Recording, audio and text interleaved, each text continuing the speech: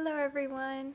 So today I want to talk about OCD as a spiritual journey. I want to kind of holistically look at all parts of ourselves and explore other aspects of what being human means.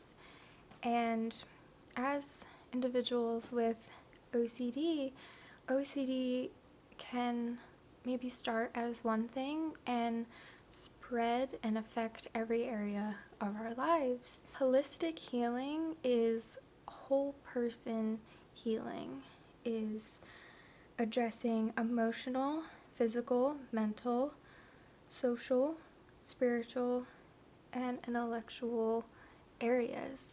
And OCD can impact many areas of our lives.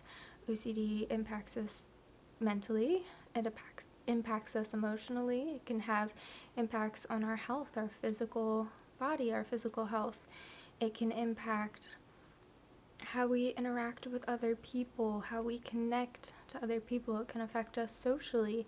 It can affect us with our finances. It can affect us in so many ways. So, I don't just want to speak on one area.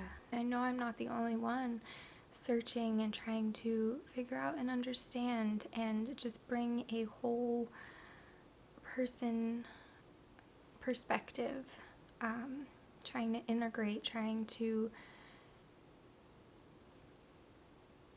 feel whole and not like there's this part of me here and this part of me here and fractured pieces, feeling whole. Seeing OCD as a spiritual journey is a process of self-discovery.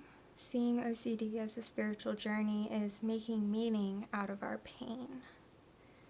Facing fears, doing ERP, that's some of the hardest work that we can do. Learning how to navigate painful, disturbing thoughts, images, sensations, that's so hard. Having our values and the things that we care about, all the things that we love, and even ourselves up for OCD to attack, that's so difficult, and it's such a hard thing to experience. Facing something that tries to break you, that's so brave. That shows tremendous strength. OCD as a spiritual journey is a journey of ups and downs. It's not always easy. There will be hard days, but there will also be beautiful days. Choosing to see OCD as a spiritual journey, choosing a more empowering story for yourself, choosing to make a purpose out of pain, choosing to use your tools like ERP, choosing values over fear. This helps you choose. This helps you decide what your life will be, not OCD. Your life can be better after OCD than it was before. You can feel more like a part of life again. You can feel more connected to yourself. You can feel more connected to those around you. You can feel more connection to nature again. You can feel connection to the divine again, because OCD is not standing in front of you anymore. It might be there, it might show up, it might still whisper in your ear, but it's not keeping you from doing the things and living the life that you want to. So I want to read a couple of quotes from this book here. This is Relationship OCD by Shiva Raji, and in her book she does talk about and touch on OCD as a spiritual journey, so I want to share those with you. Alright, so the first quote here is on page 153 if you have the book with you. So, your recovery is a spiritual path, one that will ask you every single day of your life to gently release your grip on what you don't have control over, the presence of intrusive thoughts and the pain they cause, and focus instead on what you do, how willing you are to feel that pain and move forward anyway. All right, the second quote here is on page 132.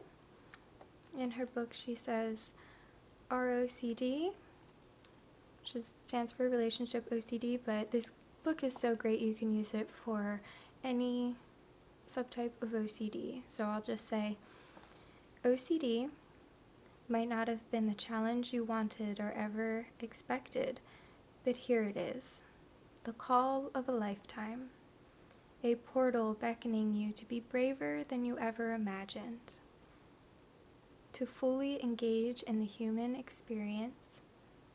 To be brave, you don't need to feel confident or certain.